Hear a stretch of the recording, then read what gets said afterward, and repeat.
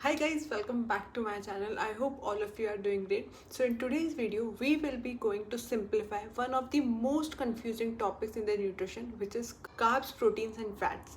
आज हम ये देखेंगे कि ये है क्या, इनकी ज़रूरत क्यों है हमारी बॉडी को, और हम कैसे इजीली इन्हें अपनी इंडियन डाइट के साथ इंक्लूड कर सकते हैं in the appropriate portion which is required by our body. But before that, if you are new, hi, my name is Devika. I create content on lifestyle building and share some amazing tips to lose weight at home. So if this is something that interests you, please hit the notification bell to not miss any update on my channel. Now, let's get into the video. So let's first talk about carbs. क्या ये हमारी friend है या ये हमारे enemy है? चलिए देखते हैं. जो कार्बोहाइड्रेट्स होते हैं वो हमारी बॉडी में जो मेन सोर्स ऑफ एनर्जी होता है वो कार्बोहाइड्रेट्स होता है. तो carbohydrates are the main source of our energy in the body. सारे कार्ब्स बुरे नहीं होते. फ़र्क इस चीज़ का होता है कि हम कौन से कार्ब्स चूज़ कर रहे हैं, हम कौन से कार्बोहाइड्रेट्स खा रहे हैं. जैसे कि जो रेगुलर में हम खाते हैं वो होता है आटा, जो हमारा रेगुलर गेहूं का आटा होता है वो खाते हैं, चावल खाते हैं. बहुत सारी चीज़ों में शुगर, बहुत सारी चीज़ें कार्ब रिच होती है. बट गुड कार्ब्स क्या होते हैं वो मैं आपको बताती हूँ. So the first one is जो हमारे घरों में रोज़ बनती है, which is whole wheat roti, is a form of good carb. Brown rice या फिर आप वाइट राइस भी ले सकते हो. It's also source of good carb only. इसके अलावा जो मिलेट्स होते हैं, जो ओट्स होते हैं, जो दाल्स होती है, जो फ्रूट्स होते हैं, जो वेजिटेबल्स होते हैं, ये भी कार्बोहाइड्रेट रिच ही होते हैं. बिकॉज इनमें ज़्यादातर जो मैक्रो न्यूट्रिएंट अवेलेबल होता है वो कार्बोहाइड्रेट ही होता है. इसलिए हम इनको कार्ब रिच कहते हैं और इसलिए ये गुड कार्ब्स कहलाते हैं. आई नो अब आप बोलेंगे दाल तो प्रोटीन रिच होती है. नहीं, बट दाल को जब आप देखोगे, dal is a source of protein, but it is not protein rich, it is carbohydrate which is a, मतलब ये होता है कि इसमें कार्बोहाइड्रेट और प्रोटीन दोनों हैं, बट इसमें कार्ब ज़्यादा होते हैं, प्रोटीन कम होता है. बट वेजिटेरियंस के लिए प्रोटीन का सोर्स दाल होती है. वो मैं आपको प्रोटीन वाला जब कवर करेंगे तब बताऊंगी. अभी देखते हैं कि हमें कौन कौन से कार्ब्स लिमिट करने हैं. सबसे पहली चीज़ जो हमें लिमिट करनी है, जो हम लोग बहुत ज़्यादा खाते हैं being an Indian, which is bread. हम लोग बहुत ज़्यादा नाश्ते में ब्रेड प्रेफर करते हैं, जो कि हमें नहीं खानी चाहिए. बिकॉज कहीं ना कहीं आप नोटिस करना कि जब भी आप ब्रेड खाते हो नाश्ते में, तो you feel sleepy, you feel like energy drain हो गई आपकी. बिकॉज एकदम से इंसुलिन स्पाइक होकर डाउन जाता है, तो वो आपको कहीं ना कहीं स्लीपी एंड टायर्डनेस देती है. उसके अलावा रिफाइंड फ्लावर हो गया, which is maida. Sugary foods हो गए, बिस्किट्स वगैरह, टोस्ट वगैरह. देन आ गया फ्राइड फूड या जंक फूड, जो कि हम तला भुना जो भी खाते हैं वो हो गया. तो ये सारे कार्ब्स को हमें लिमिट करना है, बिकॉज ये carbs are not good carbs, but ये हमारी इंडियन डाइट का कहीं ना कहीं पार्ट होता है, तो ये हमें लिमिट करना है. चलिए अब आपको एक एग्जांपल देती हूँ जहाँ पर हम एक बैलेंस्ड इंडियन मील कैसे प्लेट कर सकते हैं, जिसमें होनी चाहिए 2 रोटी होनी चाहिए, सब्ज़ी होनी चाहिए, दाल होनी चाहिए, सैलड होनी चाहिए. ये एक बैलेंस्ड मील है, ना ज़्यादा ओवर कार्ब्स हैं, ना ज़्यादा अंडर कार्ब्स है, यानी कि बैलेंस्ड कार्बोहाइड्रेट्स और बैलेंस्ड मील प्लेट है ये हमारी. It is a tip that your plate, जो हमारी एक प्लेट होती है खाने की, वो जो हमारी आधी प्लेट है वो सैलड और वेजीज से फिल होनी चाहिए. जो हमारी 1/4 प्लेट है वो हमारी कार्ब्स होनी चाहिए, और 1/4 जो है वो हमारी प्रोटीन होनी चाहिए. तब हमारी एक बैलेंस्ड प्लेट बनती है फॉर द मील. चलिए now let's move to the part 2, which is proteins. हम लोग क्यों कहते हैं कि प्रोटीन ज़रूरी है शरीर के लिए? इसलिए ज़रूरी है because protein acts as a building block for our muscles. यानी कि जब हम वर्कआउट करते हैं या हम वर्कआउट नहीं भी करते हो, मैं आपको एक नॉर्मल एग्जांपल देती हूँ. जब हम वर्कआउट करते हैं तो बोला जाता है कि वर्कआउट के आधे घंटे बाद या आधे घंटे के अंदर अंदर हमें प्रोटीन मील लेनी चाहिए, या तो प्रोटीन शेक पी लो, या हमें कुछ प्रोटीन रिच फूड लेना चाहिए.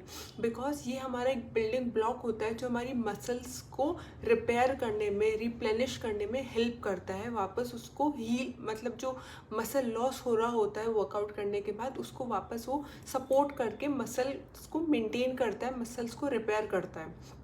इसके अलावा प्रोटीन हमारे हार्मोन्स के लिए भी बहुत इंपॉर्टेंट है। तो जो हार्मोनल इम्बैलेंस वाली चीज़ें होती है या जो हमारी हार्मोन्स की फंक्शनिंग होती है उसमें protein plays a very important role.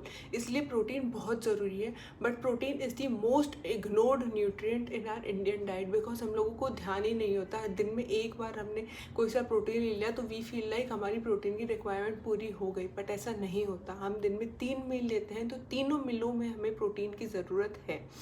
मैं आपको कुछ वेजिटेरियन सोर्सेज ऑफ प्रोटीन बताती हूँ, जैसे कि मैं हमेशा कहती हूँ दाल हो गया, छोले हो गया, राजमा हो गया, किनवा हो गया, मूंग हो गया, ये सारे हमारे वेजिटेरियन सोर्सेज हैं प्रोटीन के।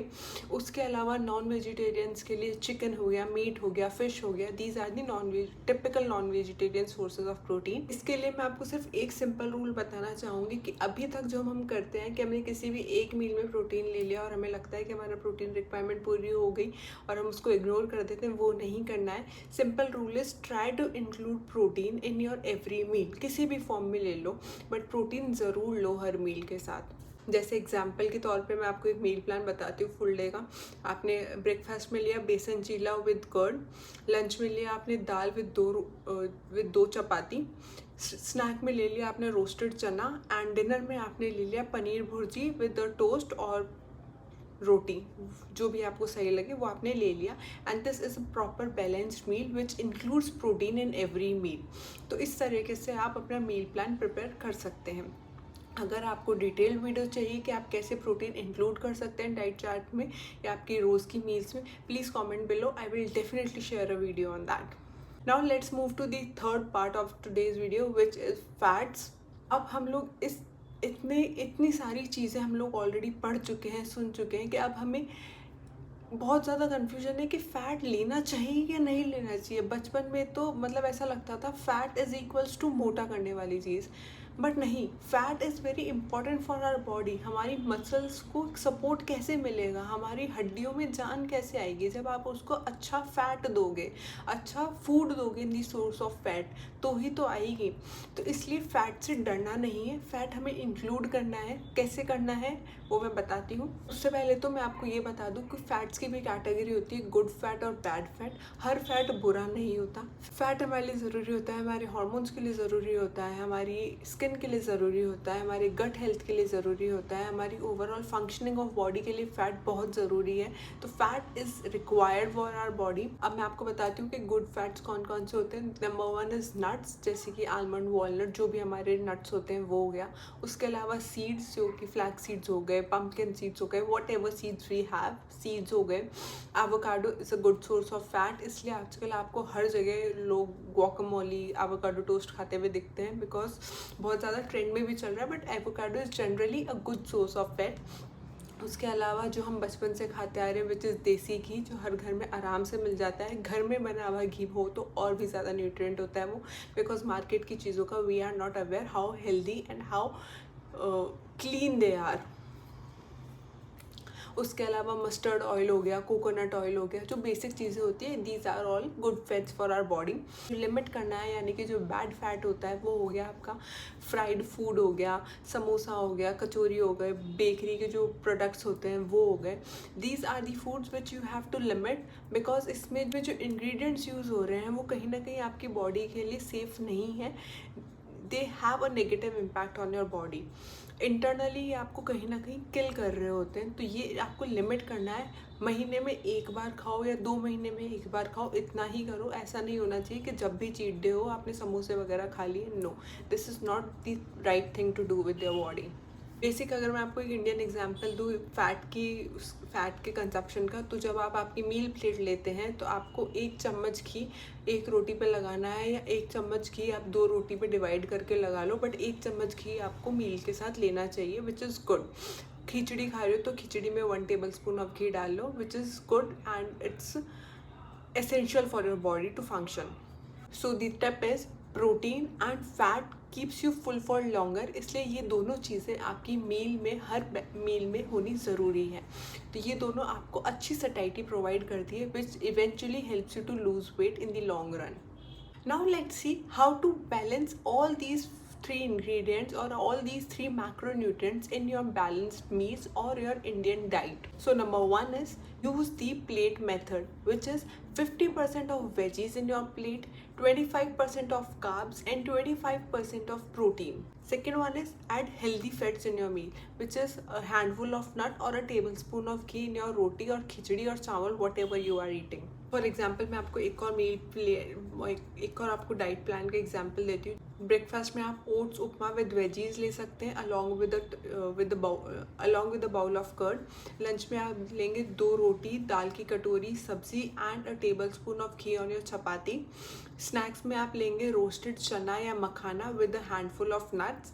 एंड डिनर में आप लेंगे sauté vegetables with paneer bhurji. ये आपकी बैलेंस्ड मील हो गई, जिसमें आपके कार्ब्स, प्रोटीन एंड फैट्स तीनों बैलेंस्ड हैं और आप अच्छे तरीके से अपनी बॉडी को न्यूट्रिशन प्रोवाइड कर सकते हो। अब ये सारी बात तो मैंने बता दी कि हमें करना क्या क्या है। अब मैं आपको ये बताती हूँ कि हम लोग कॉमन मिस्टेक्स क्या करते आए हैं अभी तक। हम लोग क्या करते हैं, हम लोग कार्ब्स बहुत ज़्यादा ले लेते हैं। जैसे हमने 3-4 रोटी ले ली, उसके साथ आधी कटोरी कोई सब्ज़ी ले ली और थोड़ी सी सैलड ले ली। बस हम इस तरीके का खाना रोज़ की ज़िंदगी में लेते हैं, वो नहीं लेना चाहिए। हम लोग दूसरी चीज़ हो गई, हम लोग प्रोटीन को इग्नोर करते हैं। जैसा कि मैंने आपको बताया था कि हमने मान लो सुबह ब्रेकफास्ट में, अगर यू आर एन एगिटेरियन और आपने सुबह अंडा खा लिया है, तो यू फील लाइक कि आपके पूरे दिन की प्रोटीन रिक्वायरमेंट हो गई है, जो कि नहीं, ऐसा नहीं है, गलत है। आपको प्रोटीन हर मील में लेना होता है, प्रोटीन इग्नोर मत करो, protein is very important. Third one is आपको फैट्स यानी कि घी से डर लगता है, आप लोग घी नहीं लेते हैं। आप लोगों को लगता है कि लूखी रोटी खा लेते हैं, घी लेने से मोटापा बढ़ेगा। नहीं, बट थोड़ा सा घी हमारे शरीर के लिए बहुत ज़रूरी है, तो घी हमें लेना ही चाहिए। एंड लास्ट वन इज़ हम लोग वेजिटेबल्स बहुत ज़्यादा स्किप करते हैं मील्स में। यानी कि ऐसा होता है कि आप लोग सैलड्स नहीं ले रहे हैं, आप लोगों के घर में जो सब्ज़ी बनी है आपने उसकी क्वांटिटी बहुत कम ली है, बल्कि में सब्ज़ी की क्वांटिटी ज़्यादा होनी चाहिए, चपाती कम होनी चाहिए, इस तरीके से होनी चाहिए। तो ये कुछ मिस्टेक्स हैं जो हम लोग करते आए हैं, जो हमें नहीं करनी है for a good and healthy body in the long run. ये सारी चीज़ें ज़रूरी हैं हमारे लिए। Remember, carb gives you energy, protein repairs and builds your muscles, and fat supports your hormones and over health. So आपको इनसे डरना नहीं है, इनको बैलेंस्ड तरीके से आपकी मील्स में इंक्लूड करना है।